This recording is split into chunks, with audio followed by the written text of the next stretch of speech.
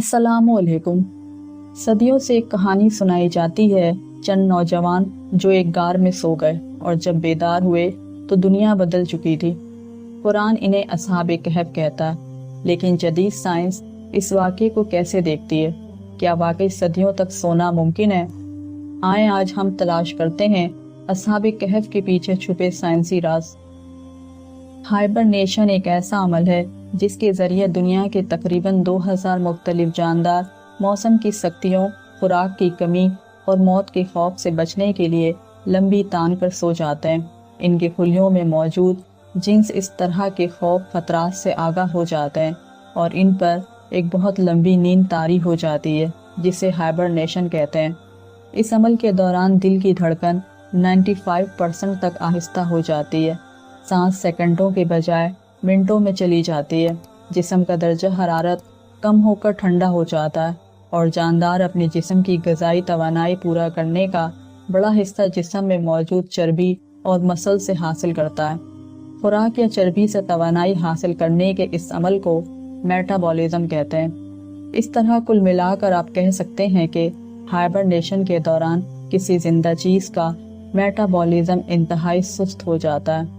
Hibernation करने वाले जानवरों में कई चूहे, चमगादड़, गिलहरी, लंगूरों की कई नस्लें, कुछ परिंदे, सांप, कीड़े और कई रीछ शामिल हैं। हाइबरनेशन वाले जानवर जी भर के खाते हैं ताकि मोटे होकर अंदर चर्बी बना लें जो हाइबरनेशन में तवानाई देगी।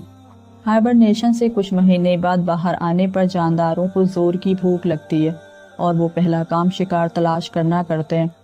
आमतौर पर हाइबरनेशन सर्दियों से बचने के लिए होती है और इस मौसम में शिकार भी कम हो जाता है।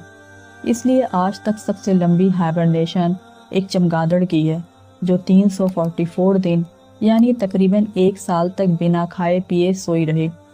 टेलोमीरस जो कि डीएनए के टुकड़े हैं और सेल के क्रोमोसोम के किनारे पर होते हैं, वो सेल की हर तकसीम के वक्त कम होते जाते हैं और इनकी तादाद को लेबॉर्ट्री में टेस्ट करके किसी जानदार की बाकी बचे हुए ज़िंदगी का अंदाज़ा लगाया जाता है।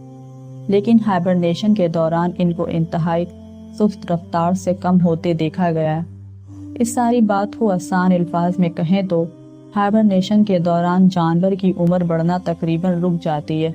बॉलीवुड की एक फिल्म जिसका नाम द पैसेंजर है, फिल्म की स्टोरी का मुख्तसर थीम यह है कि 5000 लोगों और 258 स्पेसशिप के मजदूरों पर मुश्तमिल एक गिरोह एक नई सैयारे पर जा रहा है।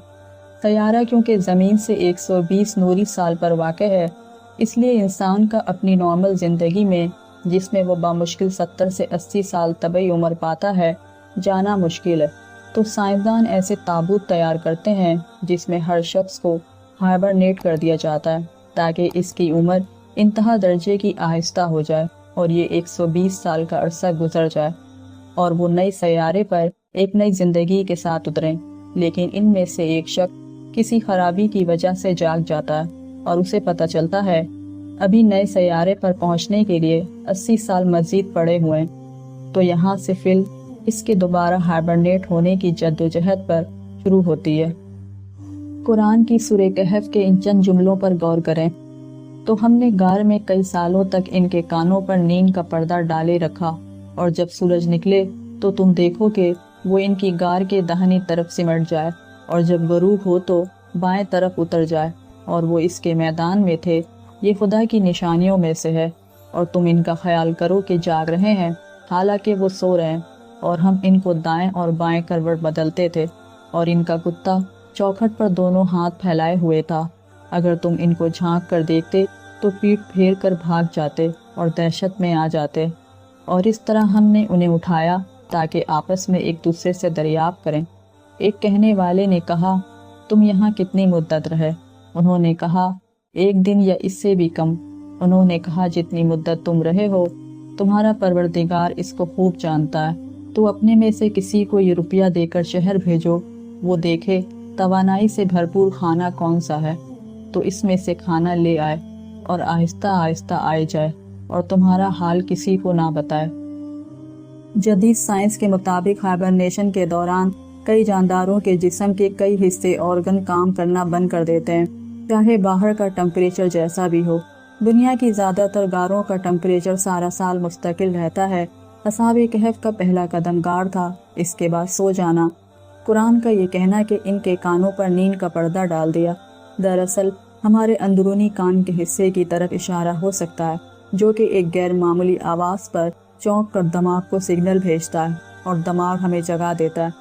لیکن اصحاب کے معاملے میں وہ حصہ مکمل رک چکا تھا۔ اگر سورج کی روشنی غار پر پڑتی تو غار کا ٹمپریچر بڑھتا، جو اصحاب کو جگا سکتا تھا۔ دوسرا، سورج کی تیز شعاعیں جلد پر پڑنے سے جسم میں فری ریڈیکل مالیکیولز بڑھتے ہیں، جو انسان کی عمر بڑھانا شروع کر دیتے ہیں۔ لیکن قرآن کا کہنا ہے کہ طلوع اور غروب کے وقت سورج غار کے سامنے نہ ہوا، یعنی غار سارا عرصہ ٹھنڈی رہی۔ سائنس مانتی ہے کہ سویا ہوا شخص اگر زیادہ دیر تک کروٹ نہ بدلے تو خون کا بہاؤ رکنے اور پریشر کی وجہ سے جسم پر بڑے بڑے زخموں کی بیماری کا شکار ہو سکتا ہے، جسے پریشر السر کہتے ہیں۔ لیکن قرآن کہتا ہے کہ اصحاب کی کروٹ باقاعدہ بدلائی جاتی رہی، چنانچہ وہ اس بیماری سے محفوظ رہے۔ سائنس کہتی ہے کہ اگر آنکھیں زیادہ دیر تک بند رہیں تو آنکھوں کے نرو آپٹک کو نقصان پہنچا کر اندھا کر سکتی ہیں۔ اگر زیادہ دیر تک مستقل کھلی رہیں تو کورنیا کو نقصان پہنچائیں گی، یعنی زیادہ دیر تک آنکھیں کھلی رکھنے یا بند کرنے سے نقصان ہے۔ کوما کے اکثر مریض اگر لوٹ آئیں تو آنکھوں کی بیماریوں کا شکار ہو چکے ہوتے ہیں۔ اتنا لمبا عرصہ سونے کے لیے آنکھوں کا باقاعدہ وقفے سے جھپکتے رہنا ضروری ہے تاکہ نظر ضائع ہونے سے بچ جائے۔ قرآن کہتا ہے تو تم انہیں دیکھو تو سمجھو کہ وہ جاگ رہے ہیں، مطلب آنکھیں جھپک رہی ہیں، حالانکہ وہ سو رہے ہیں، اور مارے دہشت کے پیٹ پھیر کے بھاگ جاؤ۔ ظاہر ہے آپ کسی کو ایسے سوئے دیکھیں گے جو آواز بھی نہ سن رہا ہو اور آنکھیں جھپکا رہا ہو، آپ بھی بھاگیں گے۔ سائنس کہتی ہے کہ ہائبرنیشن میں ایک جاندار اپنے جسم کی انرجی کا بڑا حصہ استعمال کر لیتے ہیں اور جاگتے ہی وہ شکار شروع کر دیتے ہیں۔ قرآن کہتا ہے جیسے ہی وہ اٹھے ایک نے کہا بازار سے بہترین کھانا لے آؤ۔ ان سب نکات سے ثابت ہوتا ہے کہ اصحاب کہف ہیومن ہائبرنیشن کی وہ ٹیکنالوجی حاصل کر چکے تھے جو فلم پیسنجر میں دکھائی گئی ہے۔ اگر 300 شمسی سال کو گوگل میں لکھ کر قمری سال میں تبدیل کریں تو 309 سال بنتے ہیں۔ قرآن کے مطابق اصحاب کہف اپنے غار میں 300 سال سوئے رہے۔ اصحاب کہف کا واقعہ عیسائی مذہبی کتابوں اور رومی تاریخ میں بھی دی سیون سلیپر کے نام سے موجود ہے، لیکن جو قرآن نے بالکل سائنس کے موافق بیان کیا، ایسا بیان کسی کتاب میں نہیں ملتا۔